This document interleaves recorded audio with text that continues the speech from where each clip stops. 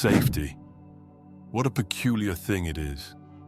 Not the kind that shields you from wind and rain, nor the kind found in locked doors and high walls.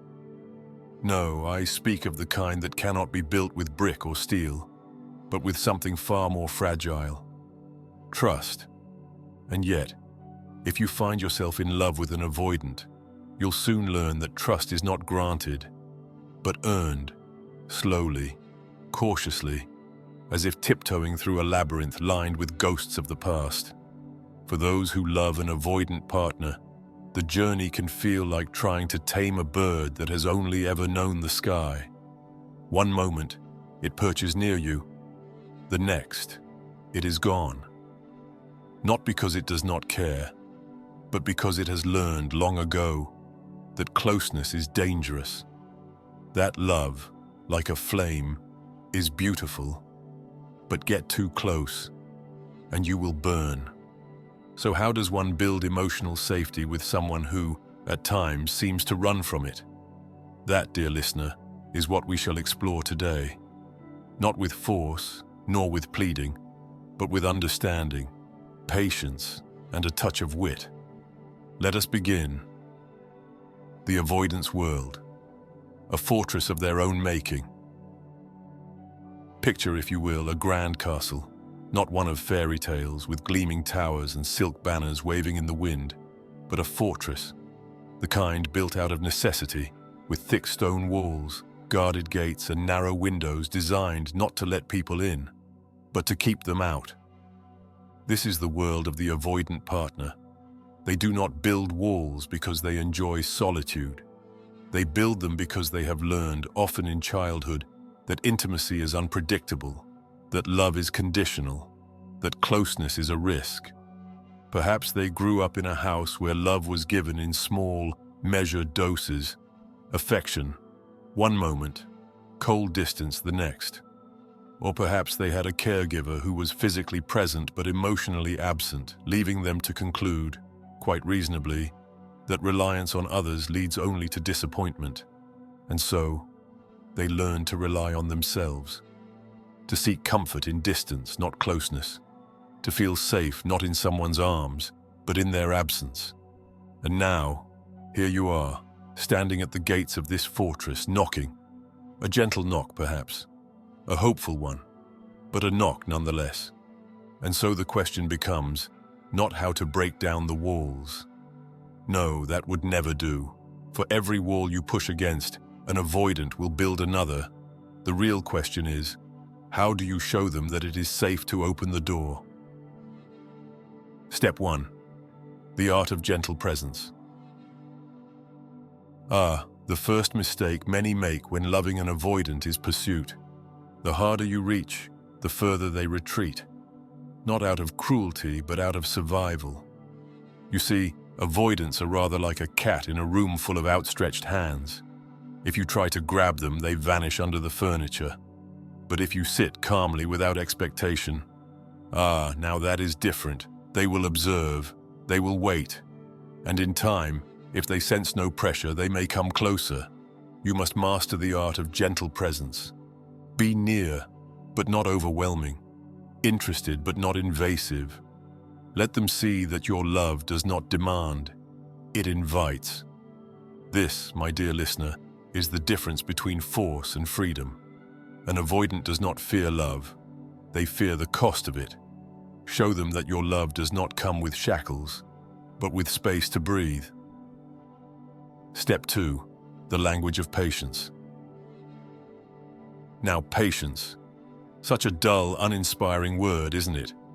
And yet when dealing with an avoidant, patience is not just a virtue, it is a necessity. Imagine, if you will, that an avoidant's heart is a door with 1,000 locks. Not just any locks, mind you, but the kind that have been set over time, each one fastened by an old wound, a disappointment, a betrayal. And here you stand, key in hand, eager to turn the knob. But alas, the door will not open. Not yet. The temptation, of course, is to knock louder, to rattle the handle, to say, "I am here. Why do you not let me in?" But here is a truth few understand. Trust is not built through urgency, it is built through consistency. The avoidant does not trust words, they trust patterns. They do not believe declarations of love, they believe actions repeated over time. So you must be steady, a presence not of pressure, but of quiet reassurance. Not, "Why won't you talk to me?" but "I am here when you are ready." Not, "Why are you pulling away?" but "Take the space you need. I am not going anywhere." In doing this, you show them something they have never known, that love can be safe. Step 3. The gift of choice. Now, a peculiar thing about avoidance is that they value control, not of others necessarily, but of themselves. They have spent a lifetime ensuring that no one gets too close, that they are the ones who decide how much of themselves they reveal, that they hold the power to leave before they can be left. And so, my dear friend, if you wish to build safety with an avoidant, you must do something quite radical. You must let them choose you. Yes, you heard me correctly. You must not push, nor chase, nor plead.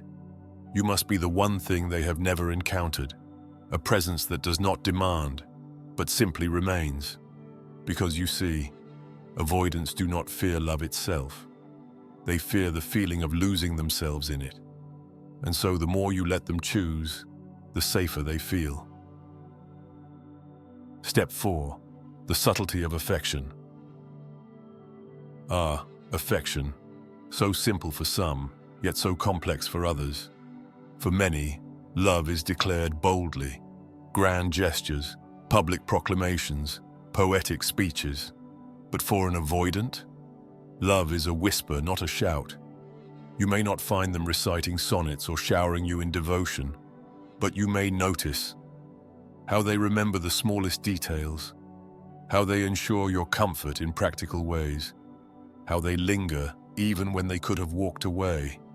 And so you must learn to speak their language, not "tell me you love me," but "I see the ways you show me, and I understand." Not "why don't you open up more," but "I appreciate what you share, and I do not ask for more than you can give."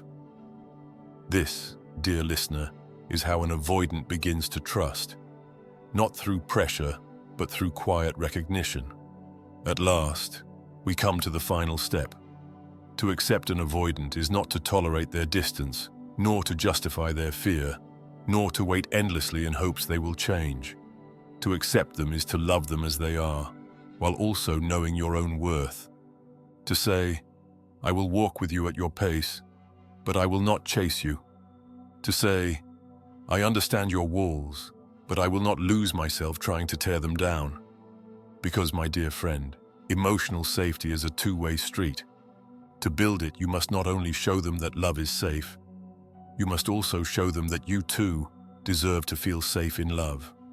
And so here we are, at the end of our journey. To love an avoidant is to love with patience, with quiet strength, with understanding that runs deeper than words. It is not about tearing down walls, but about building bridges. It is not about changing them, but showing them, in small, consistent ways, that love does not have to be a war. It can be a sanctuary. And if you do this, if they begin to feel, perhaps for the first time, that love does not require the loss of self, then, my dear listener, you may just find that one day, without you even realizing it, the gates to their fortress have opened, not because you demanded it, but because they finally felt safe enough to invite you in. Now, if you found this journey enlightening, do consider subscribing. There's so much more to explore about love, attachment, and the great human paradox of longing and fear. Until next time, stay patient, stay wise, and above all, stay kind. If you believe this video might help someone dear to you, share it with them.